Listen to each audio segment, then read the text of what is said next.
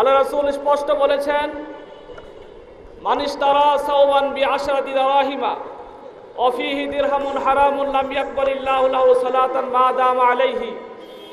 যেই ব্যক্তি একটি পোশাক ক্রয় করবে 10 টাকা দিয়ে, এর মধ্যে যদি 1টি টাকা হারাম হয় তাহলে ওই পোশাক পরিহিত 1 ওয়াক্ত নামাজও কবুল হবে না।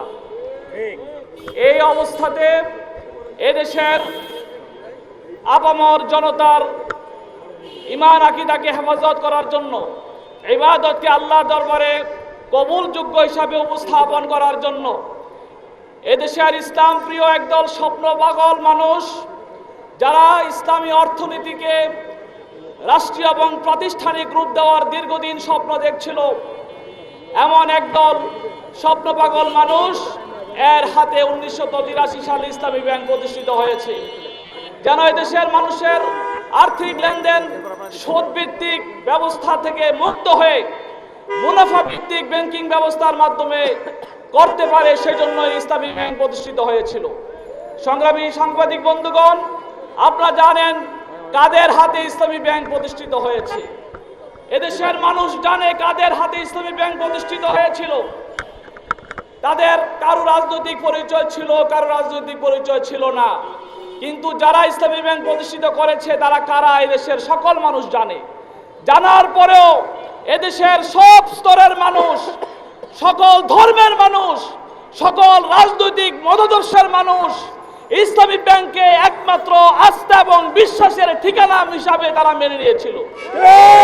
এদেশের সব রাজনৈতিক নেতারা, এখানে যে সকল পুলিশ ভাইরা আছেন, আপনারা বুকে হাত দিয়ে বলতে বাধ্য হবেন, আপনাদের মধ্যে কমপক্ষে 90% পুলিশ সদস্য এবং এই দেশের এই ব্যাংক পাড়াতে যারা যত ব্যাংকার রয়েছেন, অন্যান্য ব্যাংকে চাকরি করেন কিন্তু তাদের অ্যাকাউন্টও ইসলামী ব্যাংকে রয়েছে।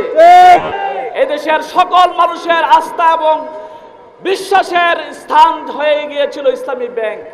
1983 সাল থেকে 1990 সাল পর্যন্ত এরশাদ শাসন করেছে, ইসলামী ব্যাংকে হাত দেয় না, ইসলামী ব্যাংক সামনে এগিয়ে গিয়েছে।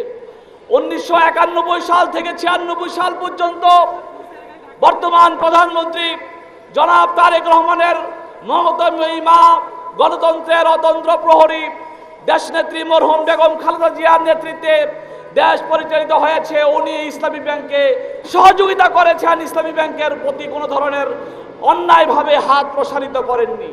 আপনারা জানেন 1996 সাল থেকে 2001 সাল পর্যন্ত ফ্যাসিস্ট হাসিনা ক্ষমতায় ছিল, তারাও ইসলামী ব্যাংকের প্রতি হাত দেওয়ার সাহস করেনি। 2001 সাল থেকে 2006 সাল পর্যন্ত বেগম জিয়ার নেতৃত্বে আবারও তিনি রাষ্ট্র পরিচালনা করেছেন, তখনও ইসলামী ব্যাংকের দিকে তিনি হাত বাড়াননি এবং তিনি সম্মানের সাথে ইসলামী ব্যাংককে সহযোগিতা করেছেন, কারণ তিনি বুঝতে পেরেছেন ইসলামী ব্যাংক হচ্ছে এই দেশের অর্থনীতির মেরুদণ্ড। যদি কোনোভাবে অন্যায়ভাবে ভঙ্গ করা যায়, দুর্বল করা যায়, এদেশের ইসলামী ব্যাংকের কোনো কিছু হবে না, বরং এদেশের অর্থনীতির মেরুদণ্ড ভেঙে যাবে। এই জন্য তিনি ইসলামী ব্যাংকের দিকে হাত বাড়াননি।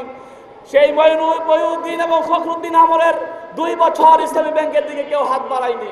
তারপরে আসলো ফ্যাসিস্টের হাসিনার আমল, আবার 2009 সাল থেকে 2017 সাল পর্যন্ত এই দীর্ঘ 7 বছর, দীর্ঘ 9 বছর পর্যন্ত আওয়ামী লীগ এর মতো একটা ফ্যাসিস্ট দল ইসলামী ব্যাংকের দিকে হাত বাড়ায়নি।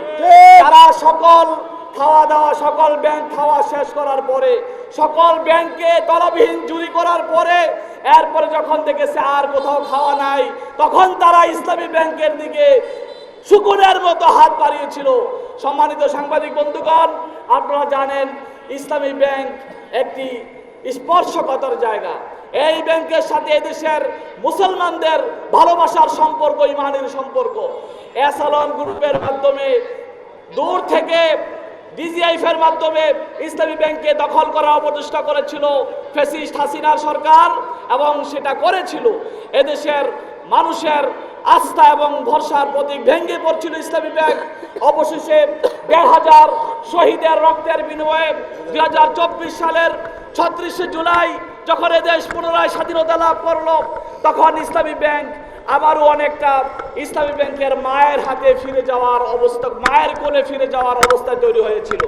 যাদের হাতে ইসলামী ব্যাংক জন্ম, তাদের হাতে ইসলামী ব্যাংক আবার যখন ধীরে ধীরে যাওয়া শুরু হয়েছিল এবং সম্পূর্ণ অবৈধভাবে, নিয়ম বহির্ভূতভাবে এস আলম হাজার হাজার কর্মকর্তা কর্মচারীকে বিনা পরীক্ষায়, বিনা ইন্টারভিউতে অন্যায়ভাবে ইসলামী ব্যাংকে নিয়োগ দিয়েছিল। যাদের কোনো চরিত্র ছিল না, যারা নামাজি ছিল না, যাদের কোনো ইসলামের ব্যাপারে, ইসলামী ব্যাংকের ব্যাপারে কোনো ধারণা ছিল না, 24 বিপ্লবের পরে তারা নিজ দায়িত্বে ব্যাংক থেকে পলায়ন করেছে।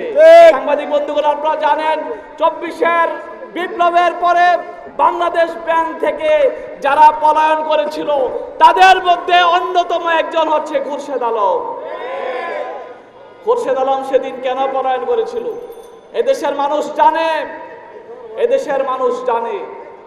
একটা প্রবাদ বাক্য রয়েছে, ঠাকুর ঘরে কেড়ে কলা খাই না। যাদের ভিতরে যাদের ভিতরে পাপ ছিল, অন্যায় ছিল, তারাই পলায়ন করেছিল। ঢাকা বাইতুল মুকাররমের খতিব অন্যায় করেছিল, সেই স্বেচ্ছায় পলায়ন করেছিল। যারা এই অন্যায়ের সাথে জড়িত ছিল, ফ্যাসিস্টের দোসর ছিল, তারাই পলায়ন করেছিল সেদিন।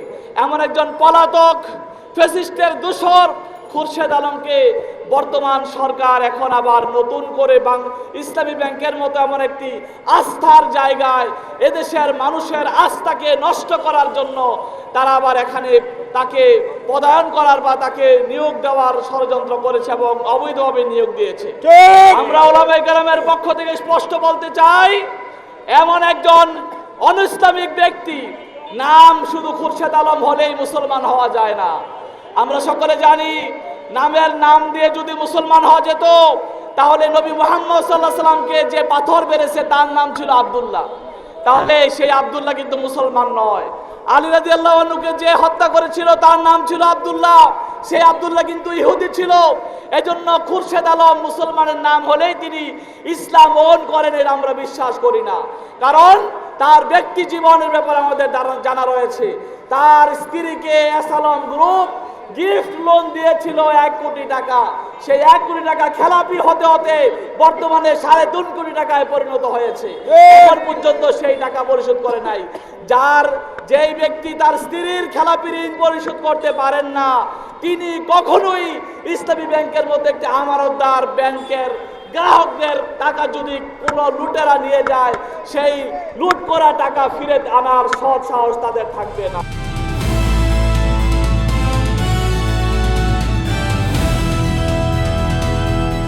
দিনাজপুর টিভি, মানুষের জীবনের কথা বলে।